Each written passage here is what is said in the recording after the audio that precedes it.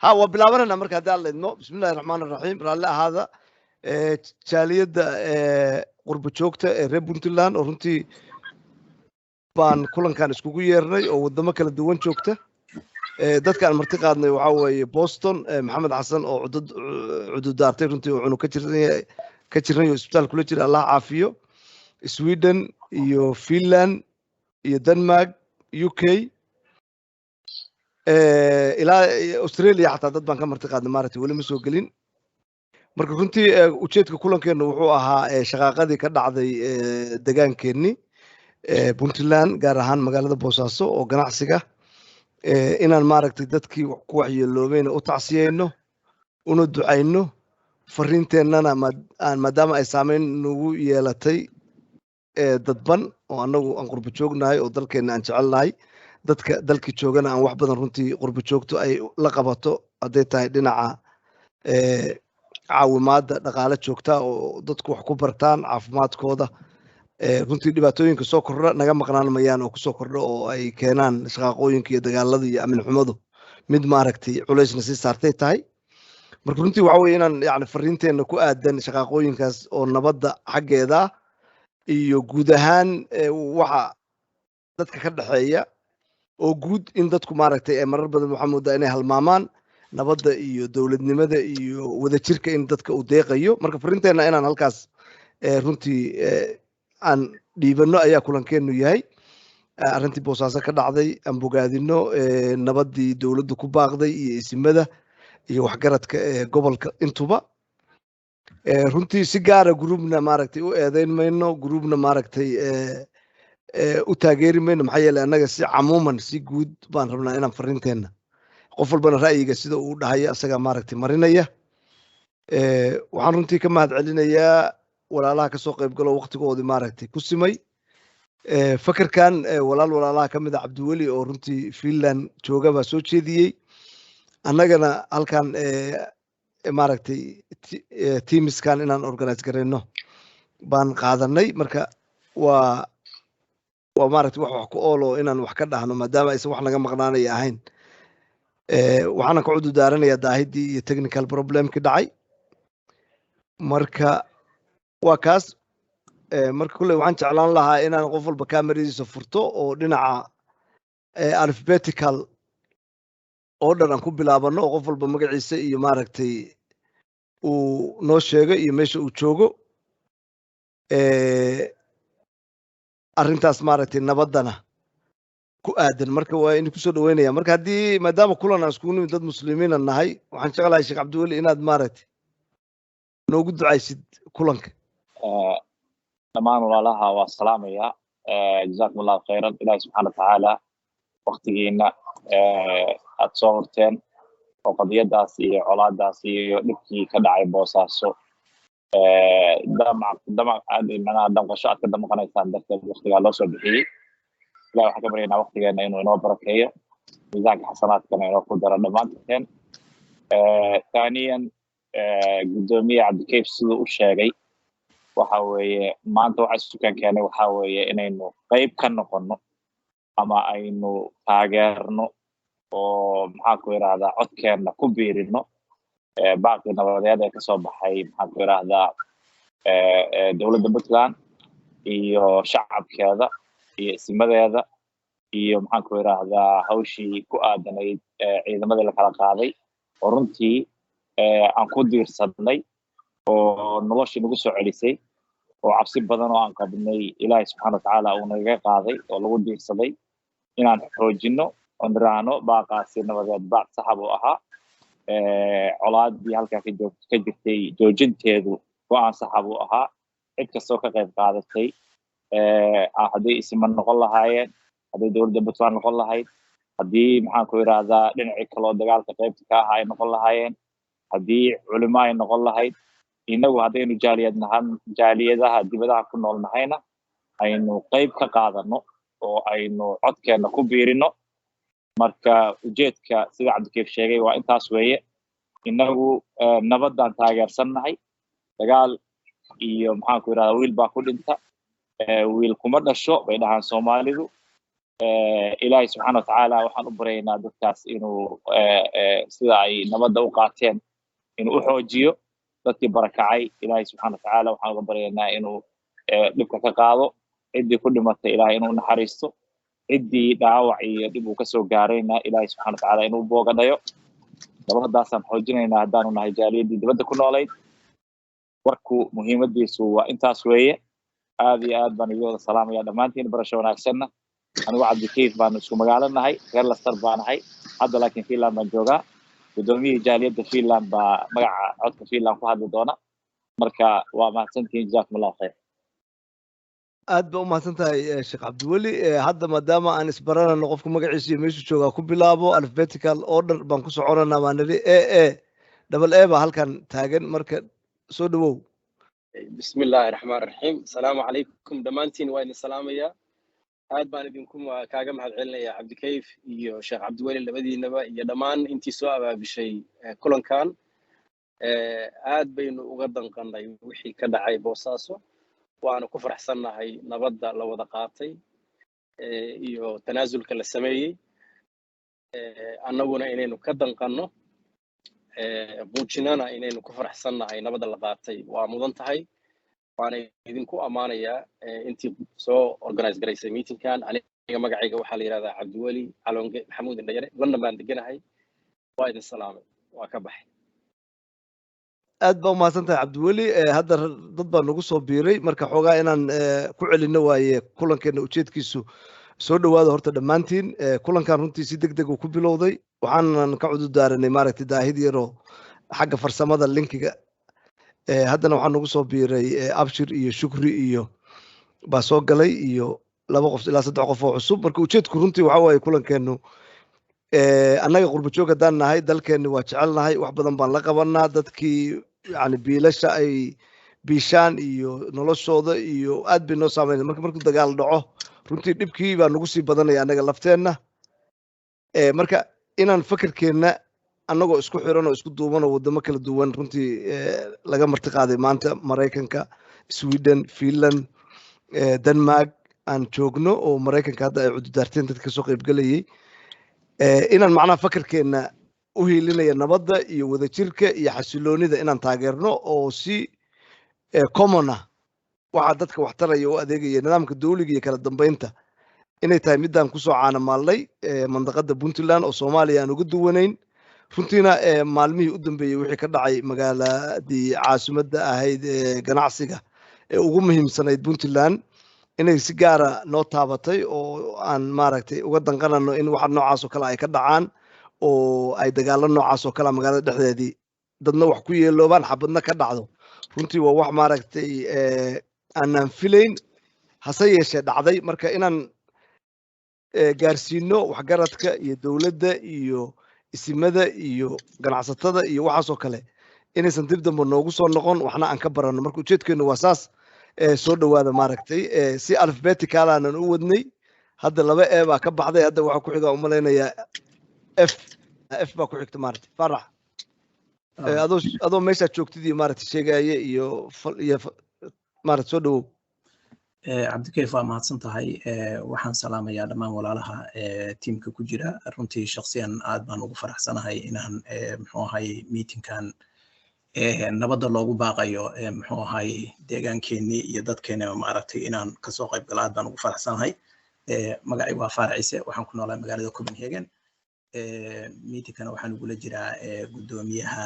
jaaliyadda Puntland magaalada Yulan meel ay dhahaan oo maaragtay naga shaysa annaka Abshir Sheekh Doon insha Allah taala waa aad baan ugu faraxsanahay marka waa mahadsantihiin maaragtay akhyaarta soo abaabushay muxuu ahay meetingka aad baan u mahadsantihiin insha Allah wixii kale aragtiya insha Allah gadaal baan ka dhiiban doonaa ha Abshir ku soo dhawow maaragtay alphabetical baan ku soconaa maaragtay si xarfuhu kala horeeyaan si aan fair u noqono marka ku soo dhawow adoo meesha aad joogtidii maaragtay bilowgii kulankana waa la dhageysanaysaa waa mahadsantahay Cabdikaaf walaal aad baa u mahadsantahay aniga magacayga waxaa la dhahaa Abshir Xasan Sheekh Doon waxaan deganahay Denmark magaalada la yiraahdo Aarhus oo halkaan oo jaaliyad weyn oo reer Puntland ay ka jirto hadda waxaan ahay guddoomiyaha jaaliyadda inta faarax ayaanu mataqaanaa isku wadanahay oo wada shaqaynaa isagana Copenhagen buu joogaa anna waxaan joogaa Aarhus marka aad baan ugu faraxsanahay inaan ka soo qayb galo shirkan walaalaha reer dhammaantiin waan salaamayaa hadda sidii hore loo sheegay kulligeen waa ka xunahay waxa ka dhacaya Puntland inkastoo hadda marxaladii ay istaagtay runtii aad baan arrintaas maaragtay uga xumaanay haddaan nahay jaaliyadda reer Aarhus sababaha aan uga xumaanayna waxa weeyaan maxaa la dhahaa in Puntland hadda ay shaqaaqa noocaas ka dhacdo ayaa aad noo xanuujinaysay in dad naga baxaan baa aad noo xanuujinaysay waxa aad noo xanuujinaysay in mataqaanaa mandiqada Puntland uu khilaaf ka soo cusboonaado oo dadkeena maaragtay midnimadiisa iyo wadajirkiisa maxaa la dhahaa caqabad ku noqon karta iyo saamaynta dhaqaale iyo nafta baxday ka soo iyo sumcadda Puntland iyo saamaynta ay ku yeelan karto iyo nidaamka dawliga intaba ayaan maaragtay aad uga xumayn marka alxamdulillah hadda kulay hadii maaragtay nabadii la qaatay oo heshiis lagu dhamaynayo aad baan ugu faraxsanahay waana soo dhaweynaynaa laakiin qurba joog ahaan in aan maaragtay fikirkeena muujino oo waxaan ka qabno aan muujino dareenkeena muujino aad iyo aad bay u fiican tahay waliba anagoo wada jir ah oo wadamo badan joogna oo badan waxaan isleeyahay haddaan fikirkeena muujino iyo maaragtay sidaan maaragtay uga xunahay in ay saamayn ku yeelan karto dadka gudaha jooga oo dareenkeena inaan muujino aad bay muhiim u tahay wixii dee talooyin iyo maaragtay aan ku darsano iyo sidii maaragtay xalku sidoo anaga nala yahayna aan qayb ka noqono aniga markasta waxaan aaminsanahay dadka qurba joogta maadaama ay khibrad badan ka heleen wadamadan ay ku nool yihiin iyo aqoon badan in talada markasta wax laga siiyo ayaga iyo dawladda iyo shacabkana ay isku xiraadaan aad bay muhiim u tahay oo waxyaalaha aan inta ka faa'iidnay oo maaragtay wadamadan horumaray aan ka faa'iidnay in aan wixii maaragtay wadankeena lagu dabaqi karo lagu dabaqo oo dawladda iyo dadka qurba joogta ay xiriir joogtaa markasta leeyihiin oo la isku xiro waliba si guud oo si jaaliyad kaliya ma si guud oo adduunka dhan jaaliyadaha jooga si guud in la isugu xiro iyo dawladda aad bay muhiim arrintaas aniga u arkaa inay tahay mustaqbalkana loo baahan yahay dadka qurba joogtana inaan maaragtay dhaqaale kaliya la weydiinin maskaxdooda xitaa in laga faa'iideysto iyo fikrada ay qabaan marka waan soo dhaweynayaa dhammaantiin aad baan idin salaamayaa annagu markasta waxaan jecel lahay horumarka iyo maaragtay iyo midnimada iyo wadajirka Puntland iyo Soomaaliyaba intaba iyo in hore loo socdo abshir ahay waa mahadsan tahay wixii tustala iyo su'aalaha waa usoo laabanana hadda isbarashadii iyo maaragtay baan ku soconanaa runtii waxa weeye iyo wax aan annaga qaban karno iyo sida ay noo saameyn karto colaadaha noocan oo kale marka ay soo laabtaan waa waxaan fikiran isweydiin doono waxa ku xiga hadda Xaawo Saalax Xaawo ku soo dhawow السلام عليكم ورحمة الله وبركاته وإن سلام يا جالية بوتلان وسقطي من هالك ملك ستاشوكتان أنا جو حاول سعيد صالح باليدها وحن كسوتشي دا إنجليزكا قارهان لندن هذه ياد بانو سودويني فكرة دان إيو ما أركتنا ليسو كياني ووحلو باهنا إن شاء الله كو صعدا aad ba u mahadsantahay Xaawo Xirsi Axmed baa ku xiga asagan Xirsi soo dhawow bismillaah kafa magacaygu waa Axmed xirsiga sidii wuxuu u qornaa sidii reer galbeedka magacaygu waxaan soo hormariyay sidaas daraadeed baan waxaan u galay alfabetiga gadaal magacaygu waa Axmed Xirsi barasho wanaagsan waxaan ahay gudoomiyaha jaaliyadda Puntland ee Finland aad baan u soo dhaweynayaa in jaaliyaduhu ay yeeshaan kulan nooca kan oo arrimaha dalka ay wax iska weydiiyaan hadda ka hor jaaliyada anagu ilaa iyo 10 gudoomiyayaal ah waa isku xirnayn oo u badan Scandinavian-ka iyo Austria iyo tiimamkii haddeer linkiga waa u diray laakiin wali ma arko wax soo gala dabcan qaybna waa la bedelay oo dabcan mar walba markii wax soo kordhaan waa in la isku xirnaado ama iyada waxba jirinba meesha la aadayo la isweydiyaad bay u fiican tahay haddii aan barasho kadib anigu sidaan fikirkayga u arko maadaama laga yaabo inaanan mar dambe aanan soo qabsanayn oo hawlo yaryar aan ku jiro laakiin aan dhageysan doono anigu haddeer aan israacsan lahaa waxay aniga ila tahay iyo isbarashadaba labadaba aniga waxay ila tahay haddeer qaladaadkii boose ka dhacay waxaa laga bartay in dadka reer Puntland oo dhan 5 milyan iyo barka qof lagu sheegayo inay noloshooda ku wada xiran tahay dekada yar oo Boosaaso ah dekadaas haddii wax ku dhacaana maciishadii wada kacayso meel walba la iska wada qayrinayo aysan jirin alternative kale haddaba waxaan ku talin lahaa aniga waxaan way dhacday haddeer waa la bartay haddii qolo guri gasho in dekadii xirmayso dad badan wax walba meelaha shabaab baa ka dhow daacish baa ka dhow waxyaalo kale ka dhow anytime baa laga yaabaa sidii oo kale inay dhacdo haddaba in la dedejiyo dekada garaacad aysan hal meel aysan dalku u xanimnaan haddii wax ka dhacaan oo macnaha lasii dedejiyo gobolba inuusan gobol ku xirnaan federaalkii camal lasii xoojiyo baan qabaa aniga oo sidaan haddeer waddankaan joogno kale korontada haddii hal nug meel xumaato meel kale aad joogto alternative haddaba waxaan ku talin lahaa innaga qurbo joog ahaan inaan samayno orientationno aynu dekada garaacad si loogu maalgashado oo jaaliyadu ay aad ugu kacaan oo dalkiina macnaha xoogga saarno in laba meelood ay inoo shaqeeyaan arrintaas kale oo boosaaso ka dhacdayna haddii wixii dhacay way dhaceen wuxuuse u dhaceen lama dhaho laakiinse qalad weyn baa laga bartay haddana waxaan rajaynaynaa dowladdu siday wax u wado inay shaqayso dowladnimadeena aysan dhaawacmin iyo midnimadeena iyo dadnimadeedaba anigoo aan cidna eedaynayn axmed aad baa umahadsan tahay hadalkaaga kooban dee qof walbana ra'yiga maaragtay in laisku xushmeeyo haddana maxamuud aadan oo jooga baan kusoo dhaweynaya maxamuud kusoo dhawow السلام عليكم ورحمة الله وبركاته. ملاي مغلى عدك عدك حوالي وحسيقين. ما مغلى ما شاء الله. المقعي هو محمود حسن آدن يو كي بنجوغا مقالة ليستر قدومي عبد الكيف يوان نسكو مقالنا هاي ويني ما العلن يا دمان دادكي ميتينغ سوق بنقابيي عبد الكيف يحيي به الريان يا دمان دادك كسوق قيب قلي ووقتي قوة أوصو هوري أرنتنا المهم كواركو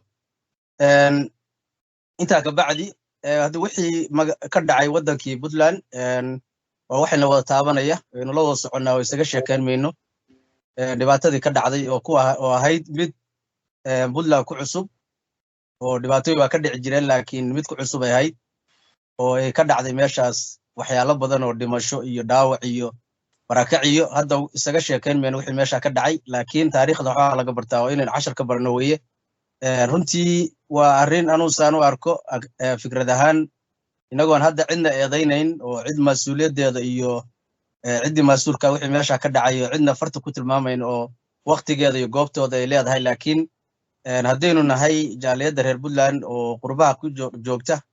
waynu ka duwannahay dadkii waddankii joogo waa ka ruurar iyo walaac badan nahay waayo qofku markuu meeshii joogo dhibtii waa ku dhacaysaa laakiin xaqiiqda ay dhabti ogyahay marka calaa kulli xaal wixii meesha ka dhacay shakhsiyan waxaan u arkaa inay ahayd qalad weyn foolxumo iyo wax sumcadda iyo sharafta iyo karaamada dadka reer Puntland iyo degaankooda oo lagu yiqiin dad iyaguna ismaamula oo iyaguna wixii dhiba iska ilaaliya dad kalena wax tara lagu yiqiin in maanta oo kaleeto maanta oo 22 sano 23 sano Puntland jirtay ay maanta oo kaleeto ay ka dhacdo magaalada Boosaaso aynu ognahay taariikhdeeda waxtarkeeda iyo muhiimadda ay u leedahay dhammaan dadka reer Puntland meel kasta ay joogaan dibadda iyo gudaha marka hadalkay waxaan kusoo gabagabeynayaa horta wixii meesha ka dhacay oo ka wada xunahay wixii dhintay Ilaahay ha u naxariisto wixii dhaawacmana Ilaahay ha boodego dadkii dhibaatada kale ka soo gaartay khasaaraha hantida iyo waxa kalena Ilaahay subxaanahu wa ta'aala khayr ugu bedelo cashar baynu ka baranaynaa innaga sidii nin iga horeeyay uu sheegay oo ka soo hadlay Finland waxa moodaa waddankii in runtii dad yar isku koobeen mas-uuliyadda qof walba mas-uuliyad baa saaran oo reer Puntland rag iyo dumar yar iyo weynba marka dadka qurbaha joogana runtii saa la wada socotaan Soomaaliya xaaladeeda marka la fiilo meel kasta waa dad muhiim ah u yihiin siyaabo badan awgood xagga haddii noqon lahayd dhaqaalaha oo dadkii waddankii wax lagu taro aqoonta iyo waayo aragnimada iyo maaragtay waxtarka kale marka waddankii waxa moodaa xoogaa in dad yaroo kooban ay taladii isku soo koobeen anigoon hadda qof iyo labo iyo saddex iyo group midna magacooda sheegin laakiin waxaan rajaynayaa Puntland inay tan oo kale cashar u noqoto khilaafku waa dhaca meel kasta ku dheeraan maayo oo muxuu dhacay hadda waa qadar Ilaahay laakiin kulay mas'uuliyaddeeda iyo cid baa qaadi doonta waqtigeeda iyo goobteeda marka khayr baa in rajaynayaa ku maasantiin intaas ku soo gabagabeynaya waa maasantiin salaam alaykum aad baa u mahadsantahay maxamuud runtii waxa waaye kulankeena maanta ka sokow fakarka aan iska dhiibanayno waa inaan u tacsiyeyno dadkii ku dhintay kuwii ku dhaawacmayna in ilaahay u ducayno in ilaahay u boogadhayo ay dhaqso uga soo kabtaan dhibkaa gaaray iyo kuwii ku barakacayba intaba in nabad maaragtay haddana shukri saciid daahir baan kusoo dhaweynayaa shukri soo dhowow. السلام عليكم ورحمة الله وبركاته. أخيارت أسوقتي من هالكان وسلامتهن دمانتين. عبد كيف أنا هرت بحال دقنا هاي هذا UK لستر قدوميه أنا عبد كيف مركا إلا أنا كسر كشاب وير أنا وحوجا بان يراه رقب سنة الحمد لله وتوان سلام دمانتين وحن أسوقني معنا هالكان وحاوي دبعت هذا كذا عادي ماشي بوساسة إهد بوساسة دقيقة ما جايين إنه يدبكاس جاره لكن واحد قدر الله ما لما علين كرو وحي قدره لما علين كرو واحد تجي إن أنا هروح أقصي سعوني وي إن أنا أدعو إن تذكر أنت الله ونحرسته أنت محل لها أن دعوة على إلهي أوبا قديو إلهي وحن كبرينا واحد بدن بانولول نلقته مي إن أنا مجالنا بدينا هدان خير بدلنا وهلا كده يد بدلنا كده يبدلنا واحد بدن بالجري لكن ما أنت تندع عليه واحد يربي تصدح بريبه صدح راس برنا إلهي ماركت نبدأ بالنجوم السعشة مركب وحن رجينا بإذن الله كريم بدلان إن ميل لو سوى بدلان مقدس إن ميل لو سوى جيستو وناجي هرمر كذا إلهي تاسن كرجينا أنتي وخلاف كنا ولما هذا خلاف بمجرى هذا واحد والسكوف فهمي قرارات كدعينا نبدأ بالنجوم النقطة مركب وحن رجينا أنا قرب بجوه هدانا هاي dadka waxaan moodaa inaan ka xanuun badannahay oo si toos ah noo taabanaysa marka ilaahay waxaan ka rajeynayaa in ilaahay oo maxaa la dhahaa soo damdamba noogu soo celin annaguna maaragtay horumarkeena sidii noo ahaado khilaaf uusan jirnin wax walba lagu dhameeyo khayr iyo khayraad lagana dambeeyo cuqaafteena iyo isimadeena waa muhiim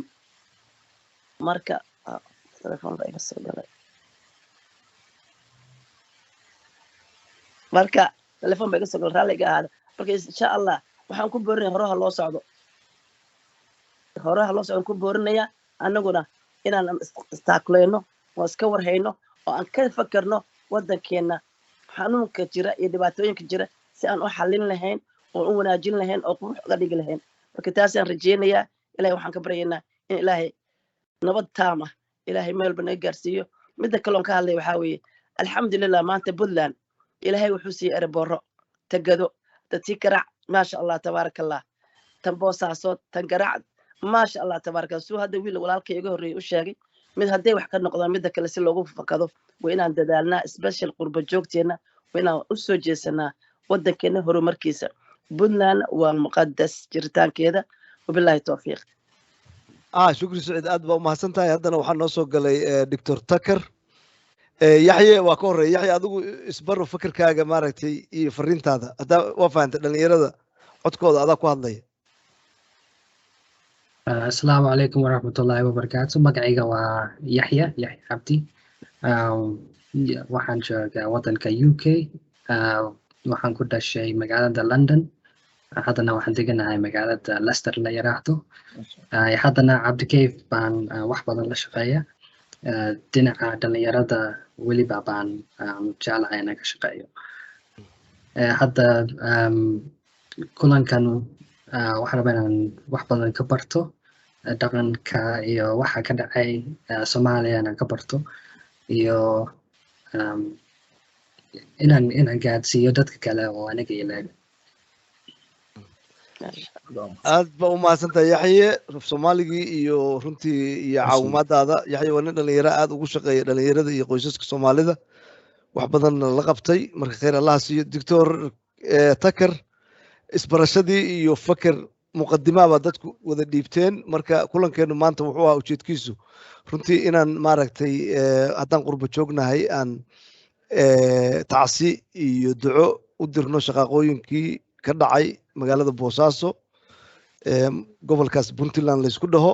runtii magaalo muhiim u ah dhaqaalaheeda iyo wadajirkeedaba intaa ka bacdina aan maaragtay wixii nagu aadan oo aan ku xoojinayno nabadda iyo wadajirka ummadda waxa dadka dhan wax taraya inaan xoog gelino marka bismillaahi raxmaani raxiim waa ka cudur daaranaya waa soo dahay hadda waa soo dahay laakiin haddaan idinku soo gaarayna khayr weeye maasha allah waxaa aad ii farax geliyey yaxya wuxuu yidhi ladan baa ku dhashay af soomaaliga suugu hadlayeen allah ku barakeeyo adeer maasha allah aniga waxaa la yidhaahdaa Dr. Cabdirashiid Maxamuud Takar, Ingiriiskaan deganahay, reer Leicester baan anigana Yaxye iyo Cabdikayf aan isku meel deganahay. Dhakhtar baan ahay, UK baan ka shaqeeyaa. Runtii arrinta waxaa ka dhacay guud ahaan waxa Soomaaliya ka socda. Puntland intii hore way ka badbaaday dhibaatada Soomaaliya ka socota way fiicnayd, especially Boosaaso waxay ahayd meeshii Soomaaliya oo dhan ku fakatay, ama ha ka yimaado koonfur fog ama ha ka yimaado Puntland, meel aan qabiil lahayn, meel aan marna la filayn waxa Soomaaliya ka dhacay inay ka dhici karaan. laakiin waxay ku tusaysaa Soomaaliya meel badbaadaysa inaysan jirin, anywhere inay ka dhici karto, dagaal ka dhici karo. marka isumaatinkan aad baan ugu faraxsanahay. dabcan waxaan isugu nimid inaan cid eedayno iyo in cid far ku taagno ma ahan, inaan dadkiina uga tacsiyeyno. inkastoo anigu aan jeclaan lahaa waxyaabahaas oo kale markay dhacaan in si fiican loo qalo oo arrintan la baaro iyo saysan berri usoo noqon, oo ma garanaysaa maalin kasta in 30 qof iska dhimato xabad ku dhacdo oo la yidhaahdo xaladhalay laga noqoy wax wanaagsan maaha, dhaqan islaamna maaha, dhaqan Soomaaliyeedna maaha. laakiin kolley dadkoo dhan bay u taallaa taasu. anigu waa soo dhaweynayaa barnaamijka in arrimahaas oo kale markay dhacaan la isaga yimaado. intaasaan waa mahadsantihiin. Doctor aad baa u mahadsan tahay. haddana waxaa nagu soo biiray siyaad adoo maaragtay magacaaga iyo maaragtay kulanka maanta waan iskugu nimid waxaa weeye inaan u ducayno dadkii ku dhaawacmay in ilaahay u boogadhayo iyo intii ka barakacday, intii dhimatayna aan u tacsiyeyno ilaahay inuu jannadii geeyo. fariinteennana aan dhiibano haddaan nahay qurbo joog waddamo kala duwan joogta, oo runtii waxa waddankeena ka dhaca saameyn toosa ay nagu yeelanayso. maxaa yeelay dad joogto u taageeraan nahay qoysaskii iyo dalkiiba. marka dhibkaan oo kala dhaco kharashkii iyo wixii oo dhan baa maaragtay dhacaya, nagu kacaya, dhibaatadii dadkii bay ku dhacaysaa. yacni marka fariinteenna ku aadan waxa noocaan oo kalea inaysan laga waantoobo oo aysan dib dambe u dhicin. marka soo dhawow siyaad. codkana muud iska saara markiina hadlayn, qofkaan hadlayn maaragtay muud ha saaro, si haddaad rabtid aa u hadashid oo maaragtay qof waa la hadli kartaa markaas, dad kuma maqlayaan. yaxye siyaad kusoo dhawow siyaad. siyaad nama maqlayo.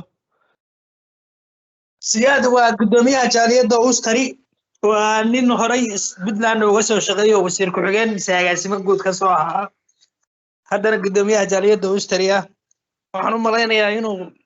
mar dhow fikirkiisa ka dhiiban doono. waa nimankan ku lahaa waa u diray, gudoomiyaashan ku lahaa waa u diray weeye linkiga marka waa suganaa markaas hadda nama maqlaayo. marka marxaladeena labaad ee kulanka waxaa weeye runtii inaan wax iska weydiino marka dhibka noocaan oo kalaa dhaco, arrimahan social media haddii annagu aan ka aamusno saan oo kale aanan isku raadsan, aanan fakerka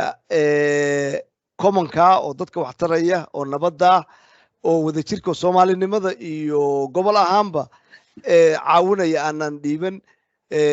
aaladahan social media waxaa aad u qabsaday dad ayagu si gaara ama koox fakerkooda raba inay u gudbiyaan. runtiina waxa weeye Soomaali haddaan nahay waxa weeye inaan ka waantowno. Soomaali kuma noqon karno, awoodna kuma yeelan karno inaan maaragtay fikrad na kala qaybinaysa aan dadkeena u gudbino. laakiin Soomaalinimada iyo regional awoodda aan ku leenahay waa inaan ilaalino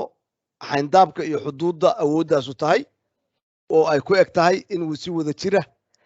wixii ka jira loo wada wajaho, oo kooxna aysan si gaara iskugu koobin ama aysan maaragtay nidaamkii dawliga ahaa oo la isku raacay oo dalkoo dhan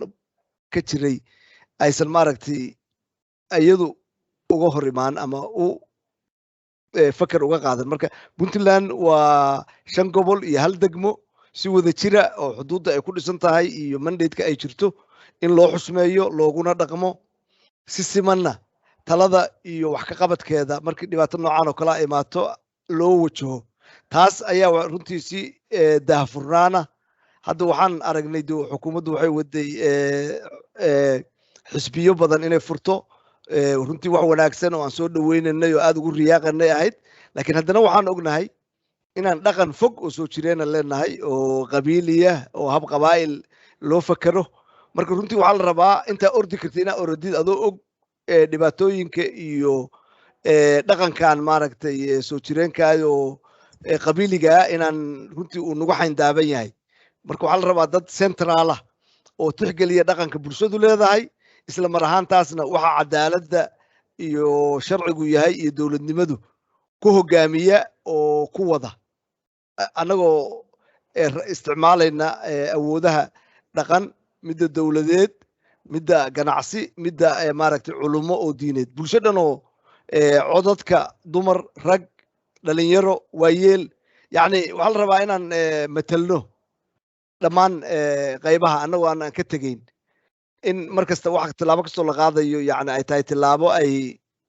tala ku leeyihiin dhammaan qaybaha bulshadu ka kooban tahay yar iyo weyn culummo caamo dowlad mid walbana la dhigo heerka ay leedahay iyo meesheeda marka wixii dhacay maxaan ka baran karnaa oo ka dhacay hadda puntland maanan filin waa isla garanay soomaali oo dhan iyo reer puntlandba waxay ku baraareen oo runtii boosaaso oo meesha ugu fog soomaaliya inta koonfur oo dhan laga soo tago halkaa dadku waxay u aadeen nabadda marka nabaddii haddii dadkii marka loogu tegay oo ku baraaray iyo dadkii degaanka ahaa maxay macnaha ka baran karnaayo maxaan maaragtay fariin nooceeya dareen nooceeya baa inagu beertay marka inaan hadda taas ka wada hadalno haddana haddaan u laabano alphabetical order waxaan u laabanayaa cabdiweli allonge cabdiweli haye fikirkaaga asalaamu calaykum dhammaan akhyaarta waxgaradka iyo walaalayaasha ku jira meetingka sida aynu isu baranay oo aynu hordhaca u wada niriba waynu ka xunnahay dhammaantii iyo meel kastoo aynu joogno shaqaaqadii dhacday runtiina way fiican tahay inaynu si dhiibli intaynu isaga nidhaahno aynu u faaqidno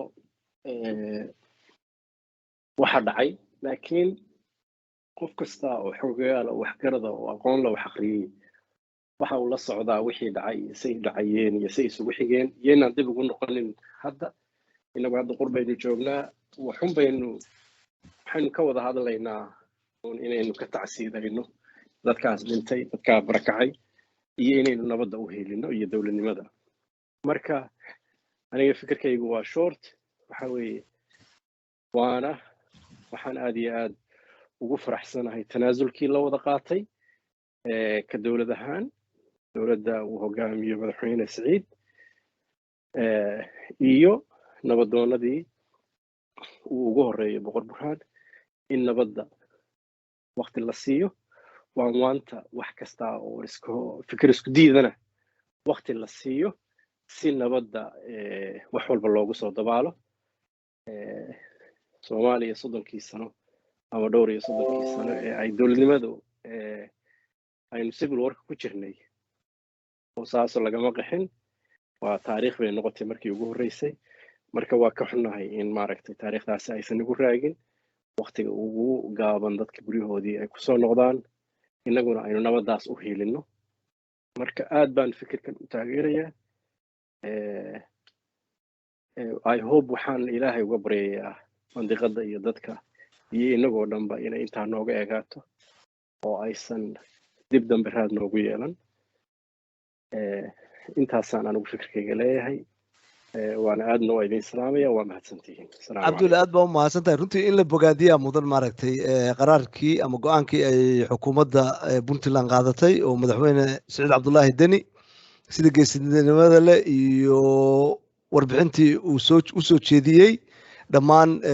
bulshada puntland waxay ahayd wax aad loo bogaadiyo sidaas si lamida isimada oo boqor burhaan ugu horeeyo runtii waxay ahayd isagana hadalkii uu soo jeediyey oo la garowsaday nabadda wixii dhacayna wax naga khaldamay oo dhammaanteen naga khaldamay ay tahay sidaan ku sixi lahayn oo dadnimo leh oo raganimo leh oo geesinimo leh oo qofka geesinimadu waxa weeye inaad khaladka iyo doorka ku leedahay qaadatid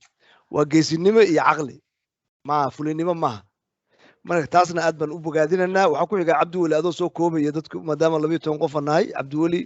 sheekh cabdiweli kusoo dhawow adigana alphabetical baan ku soconanaa insha allah walaal aad baa u mahadsan tahay mar labaad cabdikaafi aniga haddaan fikirkayga ka dhiibto maxaa la dhahaa sida mataqaana waxyaalaha aan ka baran karno horta marka ugu horreysa waxaan rabaa inaan sheego magaca officialka oo puntland waa dowladda puntland marka waxaan arkaa markasta dadka meediyaha ka hadla iyo dad reer Puntland oo dhahaya macnaha maamul goboleedka Puntland dowlad goboleedka Puntland magacyada isticmaala Puntland magac official ay leedahay oo dhaho dowladda Puntland ee Soomaaliya marka dadkeena inay macnaha meediyaha wala isku dilaa magaca la isticmaalayo magacana officialka inay dadka isticmaalaan waa soo jeedin lahaa waxaan kala soo jeedin lahaa Puntland hadda waa 9 gobol sidii maxaa la dhahaa sida u kala qaybsan tahay oo Puntland ahaan uga qaybsan tahay 9 gobol waaye markii gobolada Puntland hadda jira la fiiriyo marka ayagana in la raaco oo 9 gobol waaye Puntland la dhaho waa ogahay macnaha taariikhdii hore waagi hore dawladii hore inay goboladu inta ka dugnaayeen oo si kala u dhignaayeen laakiin waxaan waa wax markasta la bedelo oo bini aadan sameeyay marka labada arrimoodba waxaan dhihi lahaa way fiican tahay dadkeena elite-ka inay bartaan inay ku dhaqmaan oo ay dhahaan magacan dawladda Puntland inuu yahay Puntland inay 9 gobol tahay intaas marka uga gudbo aniga waxaan aaminsanahay macnaha aniga Puntland baa ku dhashay waa ku soo koray boosaas waa deganaan jiray anoo ilmo yar dugsi baan dhiganay markii lala dagaalayay maxaa la dhahaa 93 markii lala dagaalayay markay istagaalayeen maxaa la dhahaa markaas maxaa la dhahaa al-ittixaad iyo Puntland dadka markii waagi saliid dagaalka la dagaalayay dhibaatooyin badan way soo martay Puntland dagaalo badan way soo martay waxa ugu dambeeyay kii maxaa la dhahaa garacad iyo suuj kii dagaalo badan waa la soo maray waa laga soo gudbay macnaha maanta waxaan sugaynay nus qarni kadib ruuc qarni kadib 25 sano ka bacdi waa ku dhownahay dawladnimo xoog leh askariga reer Puntland inuu maartay askari Puntland daacad u yahay baan sugaynay oo dadka ka filaynay marka nidaamka dawliga in la xoojiyo بالكل احترام odayaashana dhaqanka way soo shaqeeyeen ilaa haddana way shaqeynayaan laakiin haddaan rabno inaan dawladnimo casri ah samaysano odayaal dhaqan ma ku noolaan karno odayaasha dhaqanka ha jireen markii loo baadaa loo yeero laakiin dawladnimo casri ah u baahanahay oo dawladdu xoog leedahay oo mataqaanaa ay leedahay mataqaanaa nidaam ay wax ku xaliso dawli ah waxa u baahanahay oo kaleeto in mataqaanaa ay aan lagu degdegin arrin military haday u baahan marka qaabka wadamada way sameeyaan xal in markii wax kale la waayo in awood military lagu xaliyo laakiin awood military markii wax lagu xalinayo waa in wada tashi badan la sameeyo hadda ka bacdi haday dhacdo waa in dadka dhan laga qayb geliyo waa in wax la isku waafaqsan yahay oo xal kale loo waayo ay noqoto waxa ugu dambeeya military la isticmaalayo wadamada dhan saas waay adduunka military ma lagu degdego xalkiisa in la isticmaalo awood military in dad lagu maqbuuliyo iga raali ah telefoon baa iga soo galay marka macnaha in aanan ku degdegin in awood military isticmaalo inaan dawladnimada xoojino oo markasta oo odayaashii dhaqanka loo noqdo bilkul ixtiraam anaga odayaashii dhaqanka ixtiraamayna marjac ka dhiganayna markasta oo odayaashii dhaqanka loo noqdo dawladnimadeena nusqaan bay ku imaanaya oo dawladnimadeena hoos bay u dhacaysaa taas marka macnaha in aan dawladnimadeena xoojino waan soo jeedin lahaa waxa kale oo ku dari lahaa in haddii ay wax dhacaan inaan dhahna maaha macnaha qadar bay ku dhacay waa sax qadar bay ku dhaceen wax walba laakiin meesha dayac baa ka yimid dayac dawladnimo yimid dayac mataqaana bulshada yimid macnaha in arintaas la iskala xisaabtamo oo dadkii ma taqaana dawlad haday noqdaan iyo garab kale haday noqdaan labadaba in laga xisaabtamo oo arintaas aan dadka dambe ku dhiiran waa muhiim maxay la hadda maanta dad nool oo badan dad badan oo nool bay dhibaato u keeni karaan marka inay macnaha ay la xisaabtan yeelato anigu waa soo dhaweynaya waxaan kala soo dhaweynaya raali aad waa ka baxaya waxaan labada madaxweynaha iyo odayaasha dhaqanka labadaba waa bogaadinaya madaxweynahana waxaan ku bogaadinaya go'aan geesinimo leh inuu qaatay oo ma aragtay nabadii qaatay oo xalkii nabadda hadda oo saas aan ku socono aad baan ugu bogaadinaya odayaasha dhaqankana anigu waxaan rajeynayaa intii tabartooda way sameeyeen way dadaaleen waxba macnaha ayaga yaan la eed la saarin macnaha intii sida ay u arkeen bay u xaliyeen laakiin waxa fiicnaan lahayd laga yaabo in loo tala badsan lahaa way wanaagsanaan lahayd laakiin kulli hadda markaas saas u arkeen laakiin waxaan rajeynayaa in ay hadda xal keenaan oo dadka reer Puntland waxaan ka baqayaa aniga kaliya walwal igu haya in xal la gaaro oo xal mastuur ah oo aan dadka Puntland qaadan karin taas baa walwal aniga igu haysa oo macnaha taas dadka reer Puntland ay niyad jab ku rido macnaha xalka la gaaro abshir ha marka madam waqtigu waa ka baxaya bas intaasaan ku dhamaynayaa macnaha labada militariga inuu noqdo xalka ugu dambeeya dawladnimadeena inaan xoojino xalkana wuxuu yahay wax dadkeena u cuntami kara macnaha dadkeena reer Puntland hadda talent badan iyo aqoon badan bay reer Puntland haystaan wayna haystaan capacity way haystaan ay dawladnimada ku xoojin karaan haddii ayaga diyaar u yihiin maamulkana diyaar u yahay waa ka baxaya qurbo joogtana inaan isku xirraano aad baa mahadsan tahay hadda runtii waxa weeye Puntland lagama filayn in maaragtay ay dhexdeeda dagaal ka bilaabato maxaa yeelay waxay ahayd meeshii ayaguna inay ku liibaanaan Soomaalina ku liibaanto nabadaas ay haysteen iyo istixgelintaas iyo qadarintaas dagaalkaana dhaawac buu u keenay wuxuuna u muuqdaa markaad dusha ka fiirisid yani inaad adigu Puntland waa body jirka marka haddii gacan ka mida inaad goysid durba yani wax caqliga ku jira ma laha marka ciidamada Puntland iyo dawladda iyo wax kastoo yimaada wadajir in lagu dhameeyo iyo isfahan baan ku soo caanamaalnay taasaana kulley inaan xoojino ay tahay xaawo saalax baan u gudbanaa raggaasoo dhan waa bismillaah aad baan diin dhegaysanayay waxaa ka hadasheen arrin muhiima oo loo baahnaa laakiin waxaa jirta dhibaato weyn oo ka dhacday waddankii barakac maatadii iyo dumarkii iyo carruurtii maalin kasta inay raggu ku dulgoolaaftamaan anagu haddaan dumarka nahay aad baan uga soo horjeednaa dhibaatadii halkaa ka dhacday oo hadda la geystayna waxa weeyaan waa midaanu aanan ka filayn raggeenu inay hadda dumarka iyo carruurta ku dulgoolaaftamaano ay maaragtay maatada barakiciyaan oo dhibtaas ay dhacdo laakiin way dhacday waxaan ka rajaynaynaa ilaahay iidankii inay ka feeyigaadaan reer Puntland mar dambe inay ku dhacdo arrintaas oo kale waayo maanta Puntland ma aha meel Puntland kaliya ku nooshay waa meel Soomaali ku nooshahay Soomaali baa inala nool Carab baa inala nool ummad baa inala nooleed ummadii hadda banaanada tuban yihiin oo dhulkay daadsan yihiin waynu ognahay caawin ay u baahan yihiin oo nin walba meeshuu geli jiray waxa weeyaan oo ku jiray waa ka qaxay dad baa guryahoodii gubteen dad baa hantidoodii gubatay dad baa dadkoodii waayay dhibaato aad u weyn baa ka dhacday arrinta arrin fudud ma ahayn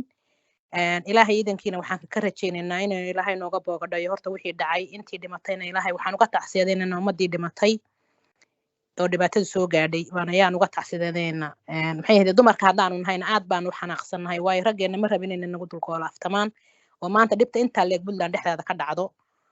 taladana waxna lagama siiyo nalagama weydiiyo lamida war dumaroo maxaa ka qabtaan laakiin markii xoogaa la hadlayo waa nala soo weydiiya hadda waxaanu idin leenahay keliya please naga daaya maxay hayteen barakac kama filin ragga aad baanu maxay hayteen idin salaamaya dhammaantiin arrintaana waxa weeyaan intaa qura inaynu ku ekayno maaha waa in wax laga qabto dadkii barakacay laga war helo adduunkii maaragtay jaariyadda maanta say wada hadlayso ay maaragtay tabarcaad u bixiso dadku u baahna marka ilaahay iidankii waxaan rajaynaynaa intaa inaan ka badino inaan ku ekayn يعني إن ما أنت وده هذا اللي كتبنا لكن وين إنه هاوش سيدي وحلا قبل لها ومدي بركة عادي أول بين نجوها صنوالي يضاد كنيبة يوم وحلا قبته وهان أنت أصلا كذا بحي إن شاء الله حاول رنتي أدب وما سنتهاي رنتي أرنتان وعيكو سو أدي وقت أد ونقول أو أبار وترتو حنون وتشيرو كوفيد دبتو يوم بدن ترتو marka anaga qurbo joog dad badan oo naga mid ah waxaan is weydiinanaa waa laga baaqsan karay in dagaal noocaan oo kala u dhaco in hoobiyaal ay ku dhacaan magaaladii maaragtay boosaaso bilan boosaaso deeqa magacyo badan iska leh runtii oo Soomaali iyo ajaanib ay runtii ku hodmeen ku nabadgaleen marka dhibka intaas waxaa geystay runtii oo yani dagaal ka dhex dhacay xukuumaddii Puntland dhexdeedii ciidamadii ay ahayd in ayada ka difaacaan cadowga hajuumaya oo marka wax cad waaye marka sida waa qabnaa dhammaanteen in si dhab loo xisaabtamo in diiniyan iyo caqliyan iyo sharci ahaanba loo xisaabtamo khaladka ciddii lahaydna la saaro dadkii la dulmayna runtii sidii loo samarsiin karo loo samarsiiyo dadkii dadkooda ku dhintay dadka hantidooda ku baabaaday dadka waxyeelada ku soo gaartay yani shaqadaas oo dhan baa noo taalla marka saamayntu runtii waa mug weyn tahay muddo kooban dagaalkaa socday saamaynta uu keenay dad badan oo maaragtay shaqaysan jiray oo caafimaad qaba buu maanta dagaalkaasu naafo ka dhigay wax la'aan dhigay bannaan ka dhigay marka saamayntiisu runtii ma yara in la yaraystana maaha taasaanan xukuumadda iyo dadka ganacsatada iyo isimadaba aan rabnaa inay runtii maaragtay wax ka qabtaan go'aan xaqa oo u hiilinaya dadkii la dulmay oo dhibka loo geystay oo lagu dul dagaalamay runtii yani taas waay cadaaladdu marka haddana waxaan ku xijinayaa oo ku xiga xaawo xirsi macnaha waxaan rabnaa inaan taladeena ku darsanno sida waxa dhacay mas-uuliyaddeeda ciddii lahayd in la saaro loona hiiliyo dadkii la dulmay oo dhibka loo geystay oo ayagu shaqa oo dumarka iyo carruurtii ay ku jiraan iyo dadka maaragtay nugul oo waayeelkaa oo xanuunada badan qaba marka xirsi kusoo dhawow anigu waa idin maqlayay raallahaada laakiinse markii hore baan dhammaystay sababtoo ah waan u jeedaa dal iyo dibadba macnaa dadku qaladka waa wada arkaya iyo meeshuu ka jiro laakiinse sidii ilmo yaroo kufay baa waxa la leeyahay oh no bay meesha ku dhammaanaysaa oo iyadoo qaladkii la arkayo haddana la labalabaynaya oo bahalkii la wadaa daba taas in laga hadlo waxba ma banaana sababtaa waa inagoo is yeelyeelayn waana u jeednaa waxa boosaaso ka dhacay oo mahmaahdii ahayd ninku dilay harkuuma jiido baa haddeer meesha ka socotay oo nimankii wixii geystay baa haddana waxay u qeexayeen dadkii sharaab iyo bahalkii iyo kan in laga hadlo waxba xigmad keeni mayso maadaama aan dadku aysan runta iyo bareerka u sheegayn muhiimadda koowaad aynu wax ka qaban karno aynu ku dadaali karno waxa waaye inaynu alternative kala samaynaa oo dekada garaacad inay shaqayso lagu shaqeeyaa sababtaa waxaan waa soo noqonaysaa waan hubnaa weli heshiis lama gaarin xirsi adoo mahadsan yani annaga hadda halkan go'aan iyo xukun midna yani afkaarteena aan ku wadaagano maaha waxaan iskugu nimid waxa waaye waxbaa dhacay dhibbaa dhacay dhibkaa dhacay sidaan fikir saliima oo xalka u xalliya aan uga gaarno marka fikirkaagu waxa weeye wixii kaloo la samay marka arrinta inaan ku ekaanaan jecelahay aniga oo aanan yani wax kale soo dhex gelin ka baxay markii hore waadna maasanta waana wada arkaynaa wixii laagsan waxaan leenahay geli mayne ka socodsiin waa mahadsan tahay shukri saciid adaa ku xiga adaan maalinta cabdikayf abowe hadalkii waa la dhameeyey intii aan sheegi lahay dhan waa la wada sheegay muhiimadda hadda ma rabna inaan wixii tagay aan soo celcelino maxaan hore oga sii soconnaa weye khalad inuu dhacay waa u jeednaa laakiin khalad kuma saxayno waa sii soconaynaa marka waxaana kaaga mahad celinayaa miitinkan aad noo qabatay waa miitin aad u muhiim u ah oo macnaha dhaxalgal ah inaan saas ku soconno oo mar walba maaragtay aan ka falanqoonno waxa ka jira puntland dowladda puntland walaalkii wuxuu yidhi dowladda puntland hala dhaho marka insha allah khayr bay waxba ku tegayaan anaguna fikirkeena inaan isweydaarsano waa wax loo baahan yahay mar walbana cabdikayf taas ha lagu socdo oo ha laga falanqoodo oo wixii wanaagsan aan samayno horena aan u soconno ilaahayna nabad allaha keeno insha allah waxaan rajeynayaa mahadsanid waa mahadsantahay shukri haddana doctor takar baa ku xiga runtii waxa waaye maxaan ku biirin karnaa oo talaa annagu hadda cidna xaakimin maahayn oo maxkamaddii ma joogno dadka dowladdii iyo isimadii iyo waxgaradkii iyo dadkii kolley way jiraan runtii ayaguna wax kastana waa dhacaan oo waxaa la yidhi caanadaatay dabadooda la qabtaa wixii tegeyna waxbaa laga bartaa maxaan ka baran karnaa waxaan ka baran karnaa inaan shalay dad noo caafimaad qabay noo noolaa ay nooga dhinteen kuwo lixdooda lixaad qabay oo shaqaynayay oo canshuur bixinayay oo dad badan barbaarinayay ay ku naafoobeen yani waxa dagaalku wuxuu keenaya waxaas waay marka inaan si dhaba uga xisaabtanno oo aan wax ka baranno oo magaalo ka mida puntland ama tuulo ka mida ama degaan ka mida dib dambe aysan ugu soo laaban ugana dhicin weeye midda hadda annaga oo aan fariintan diranno wixii dhacay maxay u dhaceen ma lihin qadarta ila waaba dhaceenba waa ognahay marka doctor takar kusoo dhawow oo mahadsanta bilah horta su-aashu waxa weeye annagu hadda gar ma qaadayno hawshanna rag iyo haweenba waa la galay dadkii waddanka joogay iyo dad meelo kaloo joogaba way galeen haddana ilaahay qadartiisa inay qaboojiyaan kolley dad baa ka qayb qaatay oo ma garanaysaa culummo iyo cuqaal iyo dowladba ka mida annaga haddaan isku dayno su-aashaas maxaan ka baran karnaa wixii boosaaso soo noqon kartaa su-aashaas keliya inaan ku focus garayno ku fiicnaana haddaanu taladeeda kaiito waxaan ka baran karnaa soomaaliya anytime inay dhici karaa dad qabiilo ku wada joogaan nahay qabiilka ka kici kartaa siyaasi iimaan la ama askari ha noqdo ama politician ha noqdo oo ma garanaysaa dadka si sahlan u isticmaali karo u dagaalgelin karaa meel kasta taagan marka arrintaan oo kale inay dhici karto si arrintaasoo kale marka looga hortago waxay fiicnaan lahayd oo puntland ku soo caanamaatay in culumada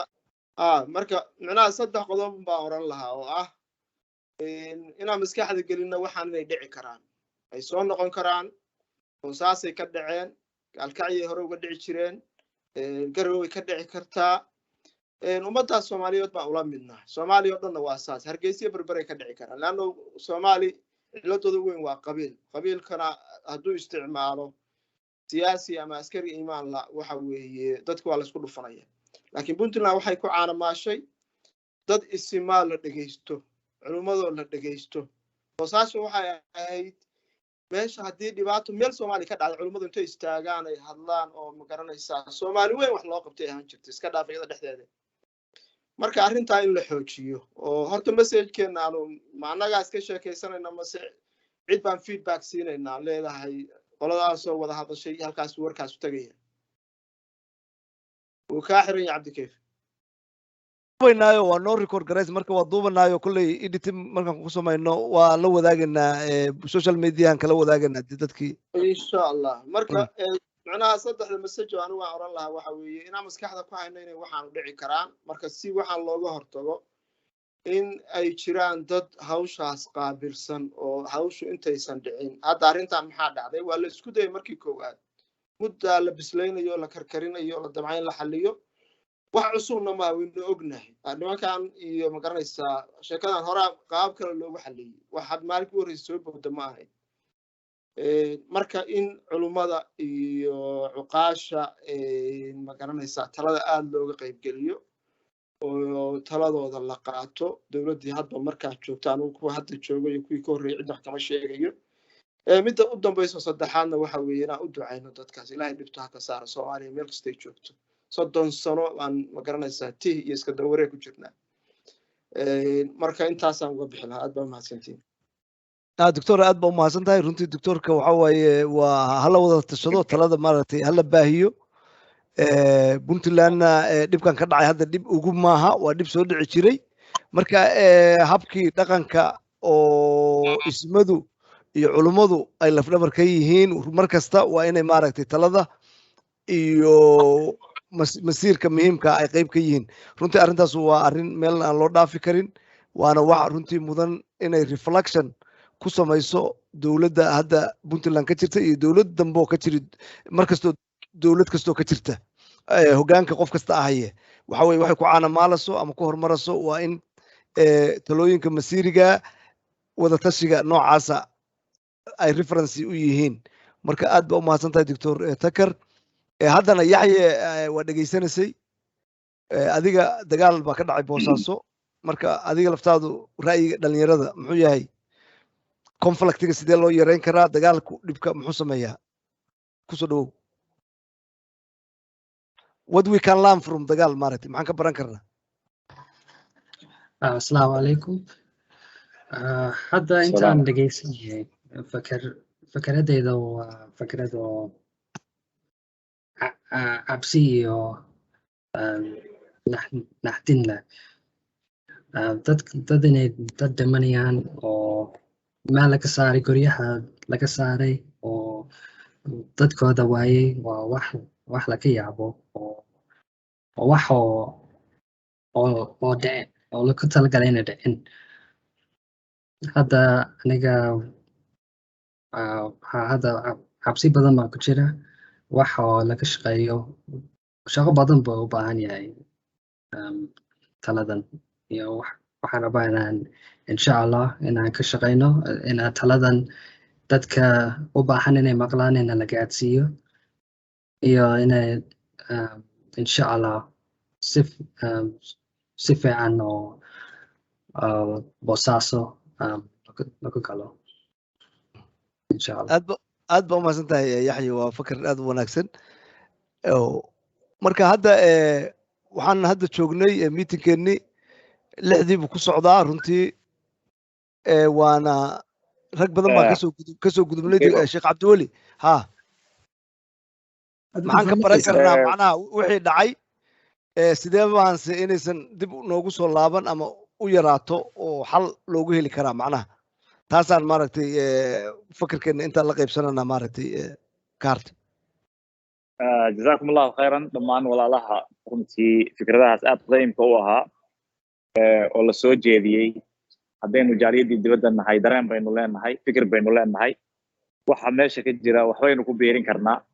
waxaynu ku biirinayna waxa weeye dadka maalin walba sida macna darrada u dhimanaya oo sida dictorku sheegay siyaasadan leh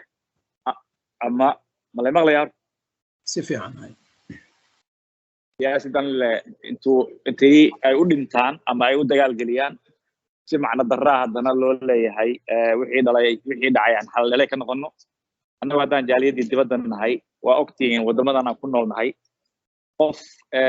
dhib geysanaya oo ay dhici karto inuu wax dilo ayaa waxaa la sameeyaa waxaa laga fekeraa sidii isaga naftiisana loo badbaadin lahaa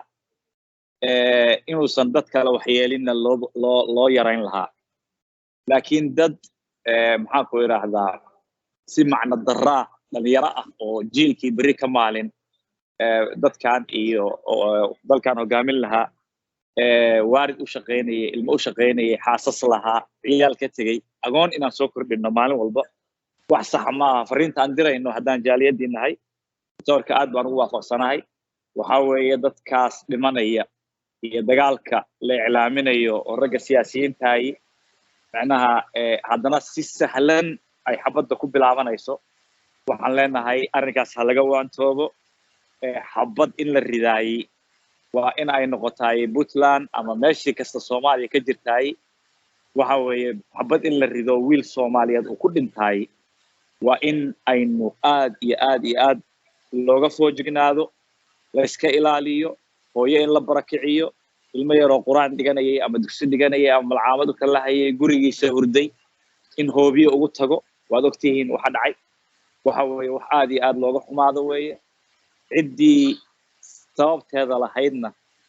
in adduunkana waa lala xisaabtamaya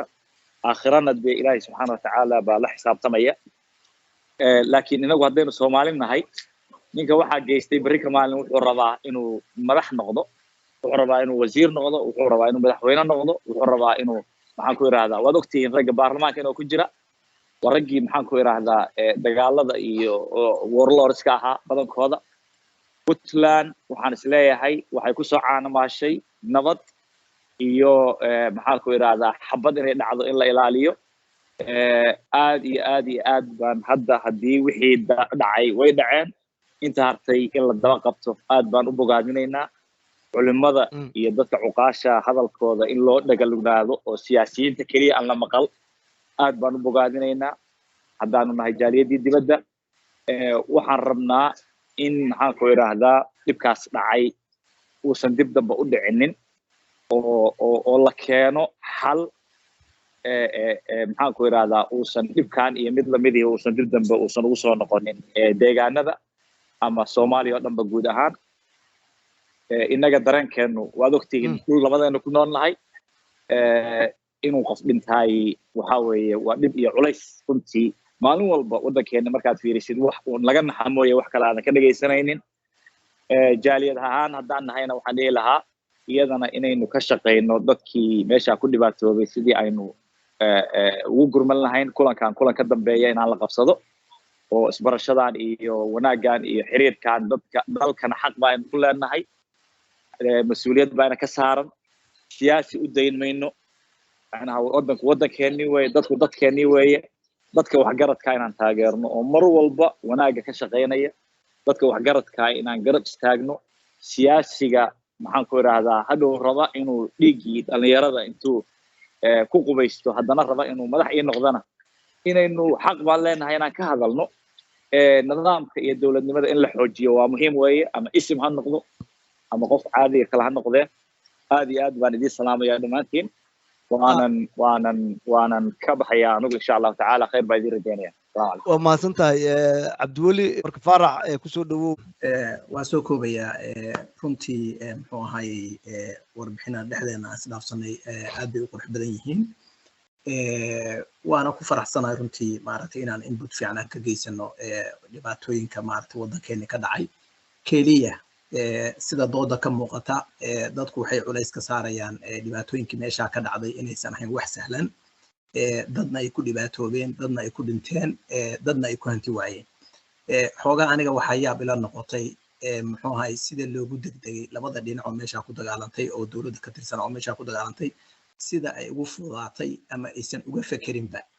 magaaladii puntland ugu muhiimsanayd ee boosaaso ahayd oo intaasoo milyan ay ku nooshahay oo dekedii ay ku taalo micnaha sida ay ugu degdegeen inay xabado ama dagaal meesha uu ku dhexmar runtii waa ayaan darro waay tan iga yaabisay shakhsiyan waa taa dadka kalena waa ila qabaan meeshaa markaa xigmad badan kama dhalan dhibaatadana iskama dhicin muxuu ahaaye meel kasta muxuu ahaaye dhibaatada timaada waxbaa mas-uulka ah anigu waxaan adarays garaynayaa keliya systemka dowladnimadu inuu yahay waxa ugu muhiimsan ee dadkeena muxuu ahaaye ay wax ku kala qaadan jireen madaxweynaha xukun kolay baarlamaan baa doortay baarlamaanku shacabkii matalayeen marka midda ugu muhiimsan oo aan adarays garaynayno oo runtii maanta inaan maaragtay inaa xoojin loo baahan yahay dowladda in loo hogaamsan waa number one arrimaha kale la soo jeediyey doorka culummada iyo doorka isimadana waa muhiim iyadan ila dhegeysto sababta waxa waa iskaabayeen labadooda marka dadkii runtii kajaaliyad ahaan dadkii dhintay waxaan leenahay ilaahay ha u naxariisto dadkii ku dhaawacmay waxaan kaloo leenahay maaragtay iyakana ilaahay ha u booyo dhago dadkii maxaa ku hanti waayena ilaahay cawil khayr qabaa u furan leenahay marka midda kaloo aan aad ugu faraxsanahay waxaa ka mid ah oo kulankeena maanta ah micnaha inuu furo u noqdo mustaqbalka inaan muxuu ahay qayb ka geysano wixii aragtinaga aadan jaaliyaduhu wax badan bay tari karaan dalkii waxbaan ku biirin karna awal lacag baan ku biirin jirnay resource aqooneed maanta micnaha talo dhanka siyaasadana waa ka geysan karnaa marka kulankan yuusan noqonin kulankii ugu dambeeyey waana mahadsantihiin marka baaqaas nabadana ma aragtay ka jaaliyad ahaan inaan isimadu hadda ay ku jiraan ilaa ay ka dhamaystiraan micnaha waxa weeye inaan garab taagannahay madaxweynaha puntlandna maaragtay runtii aad baan uga mahad celinaynaa baaqa uu ku baaqay oo nabadeed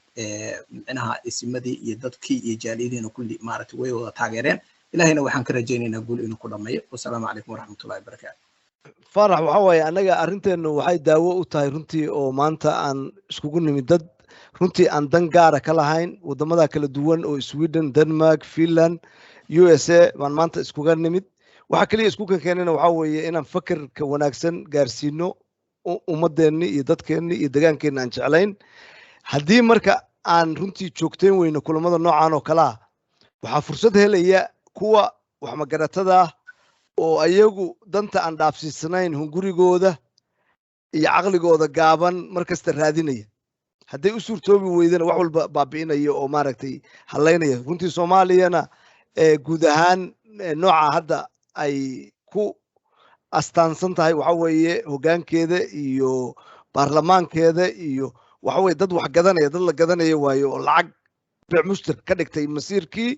iyo sharaftii ummadda Soomaaliyeed haddaanan marka israadsano annagu aanan qaban kuwa saa u fakeraya runtii hadda waxa weeye marar badan baan disappoint badan baan ugu dhacaya marar badan baan grievance iyo tacsi u fariisanana isku ooyina taasna wax ma qabato marka waa bogaadinaya inaan maaragtay dadka waxgaradka meel walba ay joogaan kuwa hadda halkaan nagula jira iyo kuwa badan oo naga maqan inaan israadsano isku fakerka si aan gacmaha u qabanno kuwa maaragtay fakerka guracan oo dhexdeena ka dhex raadinayo isku keen laynaya sida khaldanna noo matalaya saan u qabanno awood ugu yeelano runtii qurbo joogtuna waxay mudan tahay dadka koobaad oo in la dhegeysto mudan waayo maxaa yeelay annaga markaan galaas yar ilmo ku samaynano abshir soo dhow waa mahadsan tahay cabdikaaf kayf aniga waa hadlay hadaatal waxaan kaliya raba inaan ku daro hadda hawl baan sii gelayaaye maadaama xal laga hadlayay horta maaragtay waa saan wada sheegnay kulligan waa ka xunnahay wixii nagu dhacay sumcaddeena iyo boosaasaba intaba iyo dadkiina ka dhintay ilaah u naxariisto samir iyo iimaana ilaahay ka siiyo maaragtay qaraabadoodii laakiin waxaan rabay keliya inaan sheego marmarka qaarkood way fiican tahay inuu runta laysku sheego oo farta lagu fiiqo meesha dhibta ka jirto maxaa yeelay aniga waxaan aaminsanahay hadda maamulka deriskeena Somaliland inaysan arrintan oo kale ka dhici karin maxaa yeelay ayaga dawladooda xoog badan annagana macnaha qabiilkiiba xoog badan qabaa'ilkiiba hub haysto xoog badan marka sidaasaa keenaysa marmarka qaarkood arrimahan oo kale inay Puntland ka dhacaan marka aniga waxaan soo jeedin lahaa in dawladda Puntland marka hadda arrintan la xalliyo golaha dhaqankana in la sameeyo maadaama dhaqanka aan laga maarmayn in golo dhaqan oo odayaasha dhaqanka ku midaysan yihiin la sameeyo oo maaragtay si odayaasha dhaqankooda tashiga qayb uga noqdaan ayaga laftigooda la mideeyo oo dhexdooda golo loo sameeyo aad bay u fiicnaan lahayd oo way sii xoojin lahayd arrimahan oo kale in laga maaragtay in laga baaqsado hadda okay waa maasanta abshir hadda waxaa noo soo galay ruqiyo waxa weeye waxaan iskugu nimid maanta inaan runtii wixii boosaaso ka dhacay dadkii u tacsiyeyno u ducayno wixii dhaawacmay iyo intii barakacday in ilaahay u boogadhayo kabacdina wixii dhacay maxaan ka baran karnaa su'aalahan isweydiinay oo yacni aan fariin ahaan hadhowta waa duubanaa codka marka hadhow waa la wadaaganaa maaragtay social mediaha ruqiyaan hadda kusoo dhaweynaya maadaama ay iyadu hadda ay soo gashay dadkuna fikraday kala duwan bay ka dhiibteen runtii marka halkaasaan marana ruqiyo codka iska qaado soo dhawow ruqiyo faarax marka u horeysa dhammaantiin waan idin salaamay waxaan kale oo waa ku mahadsan yahay cabdikayf oo igu soo marti qaaday in barnaamijkani socdo midda kale waxa weeye goorta barnaamijka waxaan u malaynayaa inuu muddo idiin socday wixii dadka kale yiraahdeen waa ay dhaafeen wiilkii hadda ka baxay waxaan u malaynayaa abshir soo ma ahayn abshir baan in yar ka soo gaaray in yar ka maqlay marka waxaan ku raacsanahay wax badan oo abshir yiri intii iga horreysay ma maqlin marka abshir taa ahayd in dawladnimo loo gudbo hadalladiisii aad baan ugu bogay markii ugu dambeysay yiri marka ugu horeysa saan waxaan u malaya dhammaantiinba xusteen aad iyo aad ayaan uga xunnahay wixii boosaaso iyo Puntland ka dhacay waxay ahayd wax lama filaana waxaana Puntland oo dhowr sano ka hor la yiri way qaangaar siyaasadeed gaartay inay waxyaalaha noocaasi ka dhacaan waxaan la filayn looga fadhiyin bay ahayd marka aad baan uga xunnahay sida ay mudan yihiin ummadii wax ku noqotay kuwii ku geeriyooday Allah u naxariisto kuwa kale caafimaad Allah siiyo laakiin aniga pointigaygu waxa weeye waayo waqtiga aan haysto intuu yahay ma garanayo pointigaygu waxay wadaad baa waxa la yiri markuu reerka ka safrayo subax walba wuxuu yiraahdo oo buraashadiisa iska qaadanayo wadaadadu waa kuwii iska socon jiray oo reerka intay ka tagaan meelaha soo walamaysan jiray wuxuu yiraahdaa baaliye wadaaca Allah islaantii iyo caruurtii buu iskaga tago cilla kaga tagay subaxdii dambe islaantii markay u fiirsatay u adkaysay waxay tahay wadaadow wadaaca Allah reerka waxa loogu daro yaa meesha tan haddaan wixii dhacay laga xisaabtamin oo ciddii mas'uulka ka ahayd aysan dambigeeda qaadan inaynu Allaha u naxariisto kuwa ku dhaawacmayna ilaahay caafimaad ha siiyo ha u boogadhayo taas waxba reer Puntland u tarimayso sidii abshir sheegana way soo noqon oo mar kale soo noqon oo mar saddexaad bay soo noqon sida wax ku socdaan haddaan wax laga bedelin oo reer Puntland inta ehel iyo dhismaheeda iyo jiritaankeeda iyo horumarkeeda jecel haddaysan u istaagin oo gacmaha isqabsan oo wixii dambiyada inta la egelaya aan maxkamada la soo taagin Puntland hore u socon mayso runta in la isku sheego way aniga pointiga uu ka way mana kala jecel ciday ka xanaajinaysa iyo cidii kala toon yaa waxa weeye meesha wax ka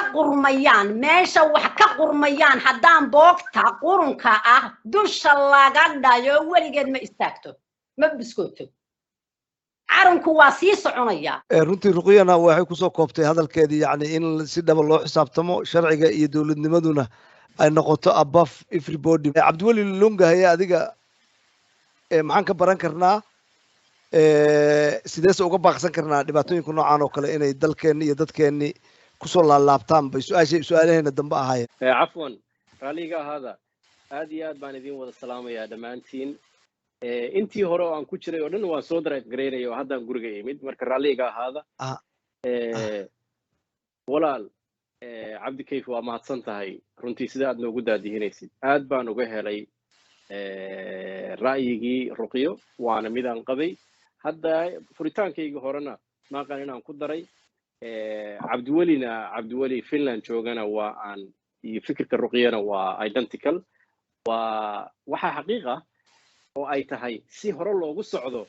we cannot xalay dhalay kama noqon karno wixii dhacay inkastoo madaxweynaha khudbadiisa ay ku jirtay xalay dhalay ka noqdo siday wax ahaayeen ma noqon karaan waa in waxna laga bartaa taariikh qorana noqotaa isla xisaabtana yimaadaa haddaan isla xisaabtan jirin mar walba xalay dhalay iyo maaragtay isha ka rogo wax sidaas dowladnimo ay ku shaqayn karta maaha ruqyo siday sheegtay waan la qabaa inkasta oo siyaasiyan iyo shacab ahaan aynaan weli u gaamurin weli check and balancegii ma jiro madaxweynuhu hadduu order bixiyo orderkiisa inuu fulo maxkamad sare baarlamaan accountability leh weli ma dhowin marka I think inaynu qurbaha wax badan sii joogi doono marka ilaahay waxaan uga baryayaa bal in inta nidaamka hadda xukuumadda jirtaa inta u hadhay mar walba waxaa furan marxalad baa looga soo gudbayay soomaaliya picturekeeda guud marka la fiiriyo waxyaabaha puntland ay samaynaysay iyo tallaabooyinka ay qaadaysay ummadda waynu ugu horreynay laakiin inagana waxaa inaga maqnaa internally inaynu xisaabtanno oo isla xisaabtanno waxaan hadda dhacay may dhaceen haddii isla xisaabtan mar kasta jiro haddii la kala qodobaysan yahay oo nidaamka dawliga ah iyo isimku ay la kala qodobaysan yihiin marka weli waxaynu u baahannahay waqti sii runtii nidaamka dawliga ah iyo sidii marxaladan hadda lagu jiro looga gudbi lahaa hadda odayaal baa u baxay uu istaagay ganacsataa u istaagtay inay dhaqaale ku bixiyaan dadkii soo barakacay soo celiyaan laakiin waxaa loo baahan yahay nidaam inuu jiro dadka kala haga kaasina waxa weeye xukuumadda hadda jirta inta uu hadhay iyo ta soo socota midna laguma dhammaystiri karo marka aad baan usoo dhaweynayaa fikirkii ruqyana waan la qabaa asalaamu calaykum cabdulle aad baa u mahadsan tahay runtii waxa weeye runtii cabdikaafi runtii waxaad arkaysaa hadalkaygu يعني waa pessimistic maaragtay ma aha ma muujinayo maaragtay in waxa dhici doona waxa hadda dhacay in ay si ummadda mandiqada Puntland wada degan oo dhan resultiga ka soo bixi doonaa ma noqon doono mid dadku ay waa inuu noqdaa mid ay dadku ku wada qancaan oo dawladnimada ay ku wada qancaan ma aha wax short term kaliya ah qof kasta waa inuu arkaa in dawladnimadu ay shaqeynayso waa gartay waxa weeye hadalkaaga cabdulle waxa weeye inaan abeese iskaga tilaabsanno maaha oo madaxweynaha ka dambeeya uu uga baxo meel maaragtay aan god ku qodan yahay oo uu ku dhiiqanayo runtii waxa weeye hadda waxaa laabtay oo ku laabtay madaxweynayaashii hore Puntland soo maamulay ugu horeeyo mudane cabdiraxmaan sheekh maxamuud faroole dr cabdiweli cali gaas prime ministerkii dowladda dhexe dr cumar cabdirashiid iyo siyaasiyiin badan iyo aqoon-yahano marka waxaan runtii in si dhaba loo xisaabtamo si dhiiba oo qoraal iyo caddayn leh in loo kala saaro oo wax loo kala hufo weeye long lasting solution problemka hadda aan arkano maaragtay symptomskiisa waana wax saxa rightly said maaragtay dadkoo dhan waa in si dhaba loo xisaabtamo waa in sharcigu shaqeeyo waa in maaragtay ambohol la iskaga tilaabsan oo abeesa la iskaga tilaabsan waa in wax walba ay maaragtay maabin iyo road cad oo la maraya ay leedahay waa qabnaa laakiin haddaan taladeena ku darsano haddaan qurbo joognahay maadaama aan aragnay ama aan ku noolaanay waxna ka baranay wadamo nabada oo nidaam maaragtay cadliga u dhow oo dimuqraadiya ku dhaqma oo qofka aqoontiisa iyo xirfadiisa iyo la tixgeliyo waxna lagu abaalmariyo laguna ciqaabo dembiga uu la yimaado sidee bay maaragtay dalkeenni aan ugu faa'iideyn karnaa maxaan maaragtay waa kaa haye qofka ku xiga waxaa waaye xaawo saalax iyo shukri gabdhaha aad baan u dhegaysanayay warkiina walaalayaal aad iyo aad ayaan u dhegaystay gabadhaa soo gashay aad baan arrinteeda aad u soo dhaweynayaa ha walaal marka weeyaan horta waxaan dhacay inaan wax ka baranno waxa weeyaan waa very important sideedaba wax kasta oo dhaca waxa weeyaan waxbaa laga bartaa ma malaynayn mana rajaynayn inay ka dhici doonto boosaaso dagaal ka dhici doono qof reer Puntlandina inuu dagaal u quuro ma malaynayn anigu to be honest runtii ma malaynaynin laakiin way dhacday riyaana u malaynayay ilaa laygu yiri xabadii way bilaabatay sheekadu ma dhici doontaa ma dhici doonto qofna ku ridi maayo nin reer Puntland ka ridi maayo boosaaso xabad laakiin way dhacday waxaanu ka baran doonaa arrinta tan ay reer Puntland ku noolaayeen weligoodna ku soo noolaayeen way ku soo nabad iyo caana maaleen intaasay ku soo noolaayeen intaasay ku soo wada dhaqnaayeen madaxweyne kastaana waxa weeyaan xal buu gaadhi jiray maanta madaxweynaheena waxa weeyaan kolleyba wuxuu yiri dee sidii dawladeed wax u maamulay laakiin way noqon weyday waayo waxa la quwad badnaatay dawladii iyo maxay hayteen iyo waxa la yiraahdaa dadka kale oo hubka haysta waxa bay noo muuqatay in laga quwad badan yahay dawladda Puntland oo dad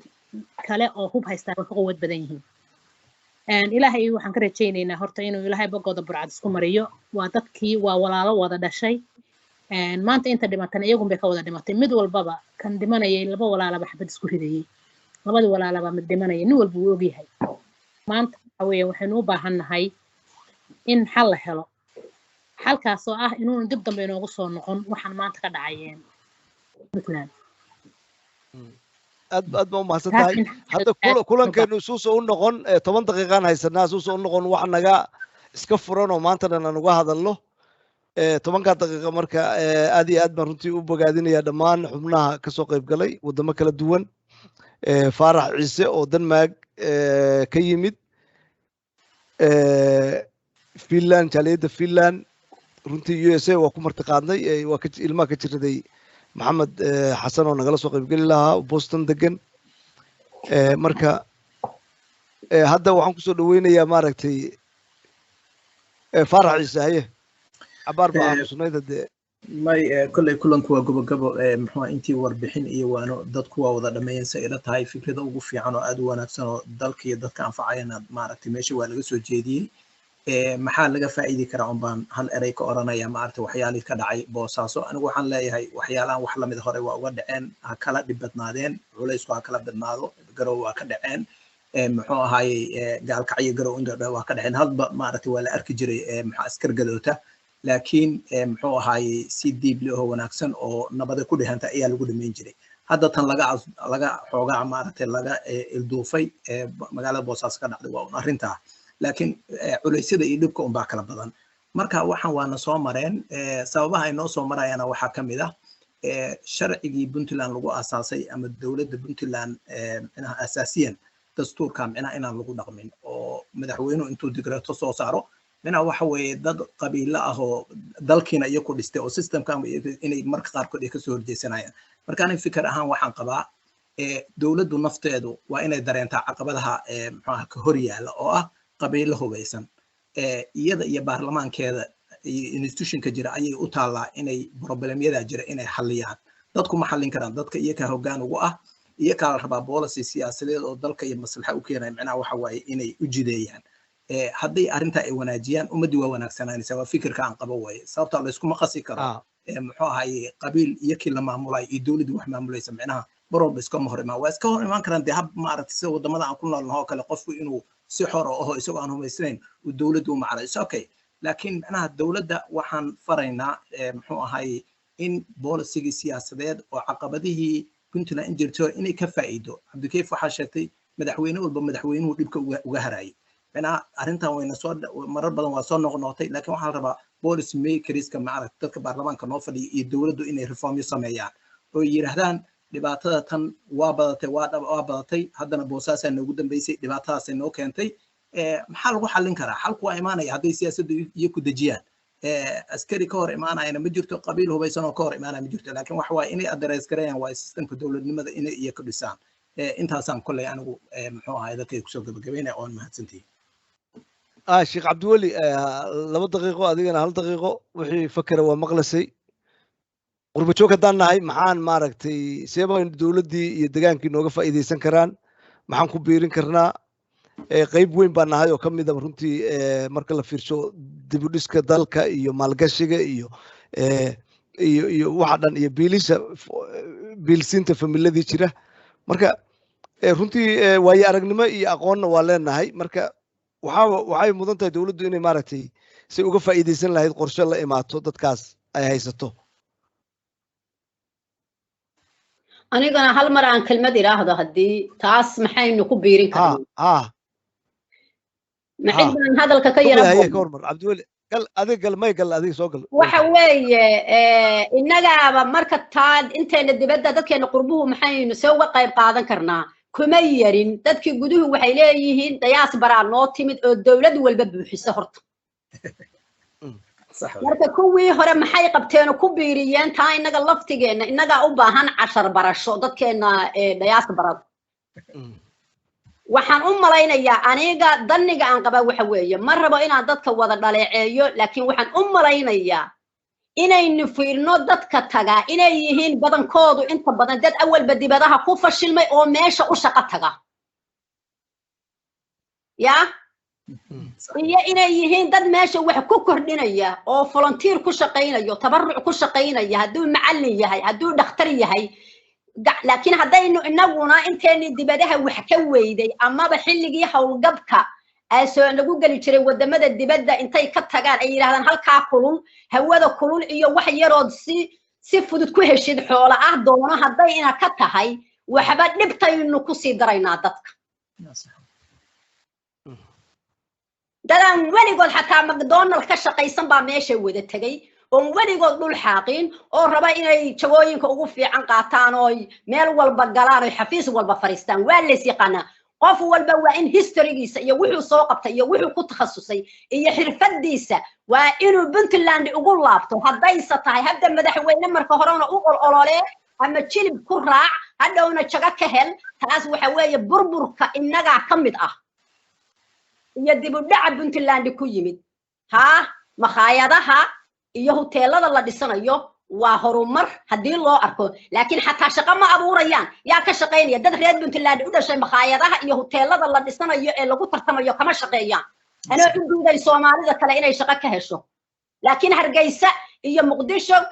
iyo Baydhabo looga soo shaqo tagaa oo laga raadsadaa shaqaalaha makhaayadaha iyo hoteelada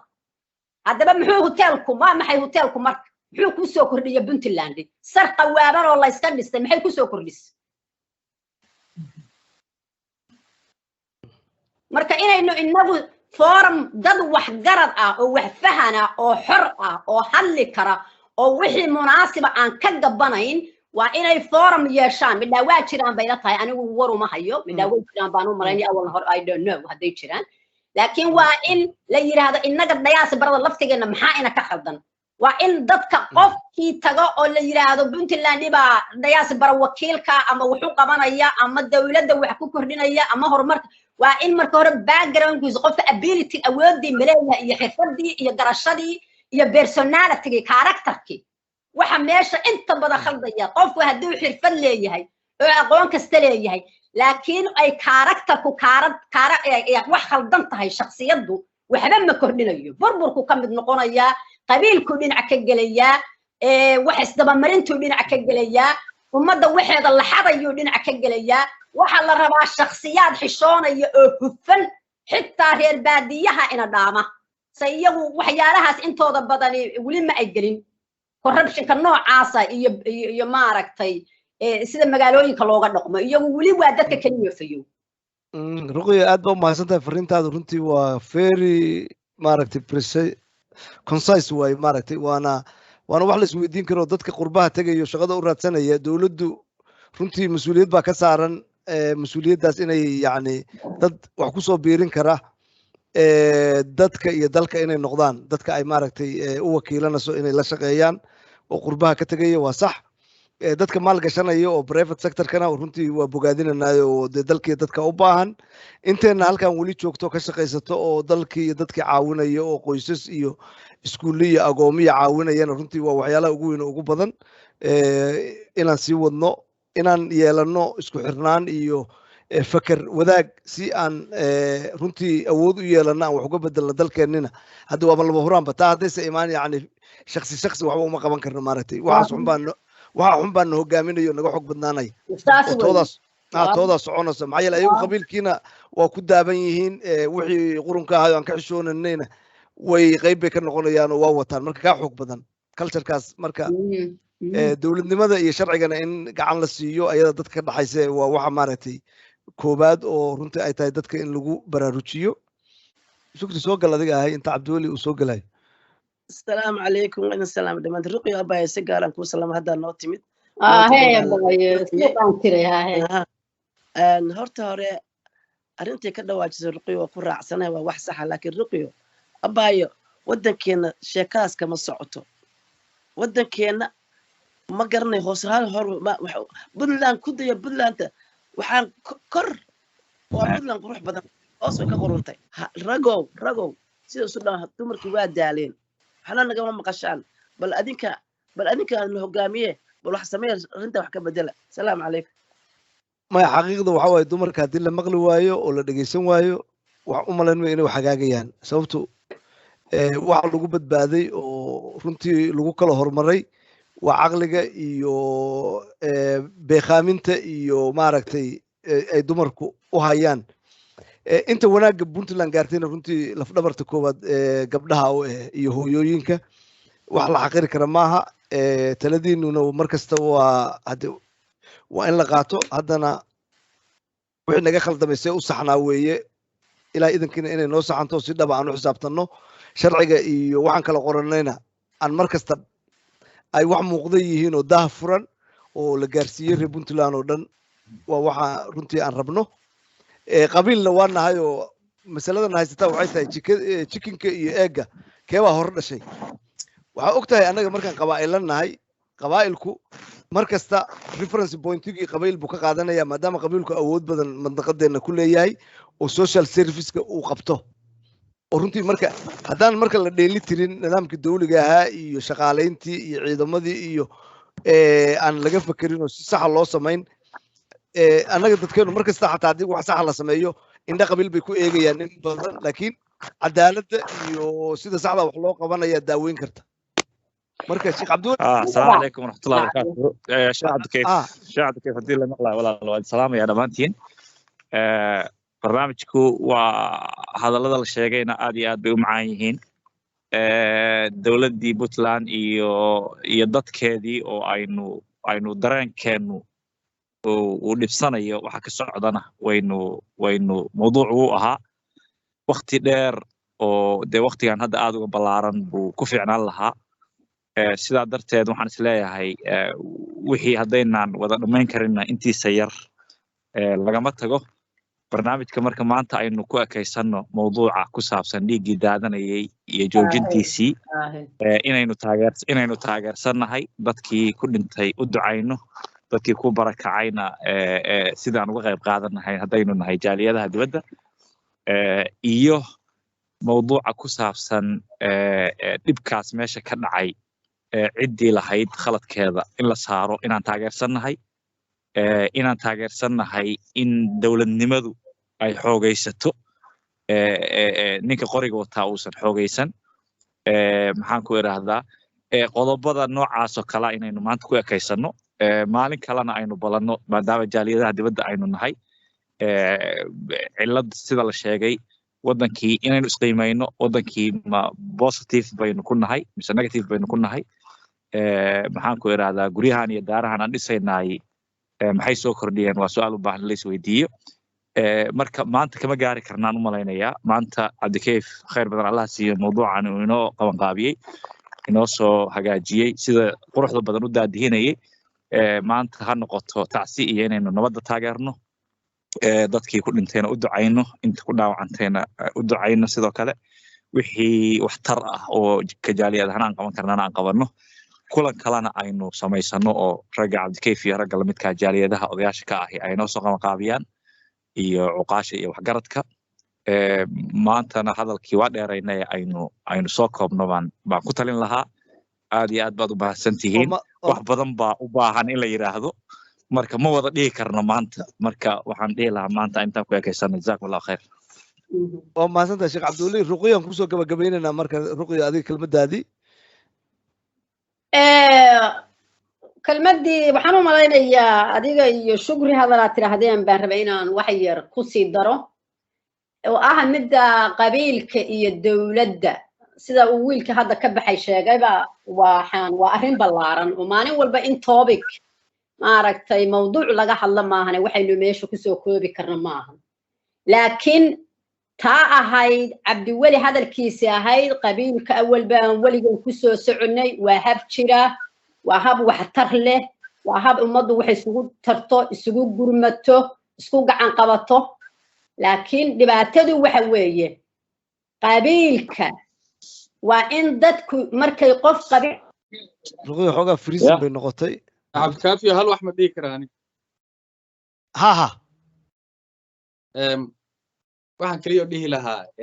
hadda ka hor baan waxaa arkay maxaa la dhahaa puntland waxaa magaalooyinka dhexdooda waxaa laga sameeyaa xeryo military marka macnaha waan la yaabay moogta meelaha civil populatiga dadka shacabka degan yihiin militariga waa laga ilaaliyaa marka macnaha haddii arrintaas hadda magaalada meel ka baxsan ay xeryahaas militariga ahaan lahaayeen dhibaatada saas magaalada uma saamayseen macnaha waxyaalaha oo loo samaynayo aqoon yarida dhinaca dowladda ka jirta waxaa ka mid a meel oo maxaa la dhahaa madaxtooyada iyo haamaha shidaalka iyo dekada dhexdooda abaa waxaa laga sameeyey base military oo anti terror ah marka waa waxyaalaha aan laga fekerin in la sameeyo haddana waa lasii samaynayaa so gabadha waxay sheegaysay ruqya ay dhahaysay dadka dowladda ka shaqaynaya waxyaalaha ay qabanayaan waa inay aqoon u leeyihiin macnaha waa muhiim waxaasoo kale dadku waa inay arkaan problemka marka isha ku dhaca markuu dhaca kaliya in la arko ma markuu soo socdo waa inuu la arko macnaha oo dhibaatada ay soo socoto waa inuu laga hortago waxyaalaha dhibaatada keeni kara marka taasun baa muhiima moogta wixii haddii dad aqoon loo diro oo wixii si fiican looga fakero waa laga hortegi kara waxyaalo badan oo dhacaya haddana uguma horreyn hadda dhowr bilood ka hor baa jeelkii la weeraray 70 dhowr dad intaa ka badan baa lagu dilay maxaabiis baa laga sii daayey hadda ka hor waxaa ognahay militariga in lagu gumaaday meesha la yidhaahdo af urur miyaa ahayd meeshii oo 70 askari baa ku dhimatay xitaa lagama hadlin macnaha waxyaalo badan oo waxaa ka dhacaya puntland oo strategic maxaa la dhahaa file maxaa la dhahaa mistake dhinaca militariga ka yimid ah oo dadka militariga oo maaragtay gacanta ku haya aysan aqoon u lahayn waxyaalaha ay samaynayaan iyo dhibaatada ka dhalanaysa in niman marya calasa intay military base soo weeraraan ay qabsadaan waa dhibaato weyn marka kuma dheeraanayo sidii la sheegay aad baa u mahadsantiin laakiin khaladaad badan baa meesha ka jira ma garan ha maya topic kale waa isku soo laabananaa sida hadda cabdiwelina sheegay hadda waxaan u malaynayaa ruqya waa soo geli weyday ila tahay barnaamijkeena runtii aad iyo aad baan ugu mahad celinayaa dhammaan kasoo qaybgalayaashii oo ka kala yimid Finland Denmark maaragtay Sweden iyo UK Maraykan ayadana oo cudud daartay marka aad iyo aad baan maaragtay ugu mahadnaqayaa dhammaantiin kasoo qaybgalayaasha kulankeenana kulley intaasaan kusoo koobanaa kulan dambana waa iskugu imaananaayo oo waa ka wada hadli doonaa hadda contactigii iyo isbarashadii waa jirtaa kulan kaloo structured oo runtii topic uu xadadan yahay aan ka hadlano oo midmida baan isla diyaarin doonaa oo si fiican uga hadli doonaa kana maaragtay tacsidaas iyo ducadaas aan ku ekaysananaa iyo taladaas aan usoo jeedinano degaankii shaqaaqadu ka dhacday magaalada Boosaaso aad iyo aad bad u mahadsantiin dhammaantiin kasoo qaybgalayaasha yaxya adiguna haddaan download noogu samaysido maaragtay hadhowto editing ugu samayno marka aad iyo aad baa u mahadsantiin kulankeena marka waa noo soo dhammaaday aad baa u mahadsantiin khiyaarta dhammaantiin adaa mudan cabdikayf السلام عليكم ورحمة الله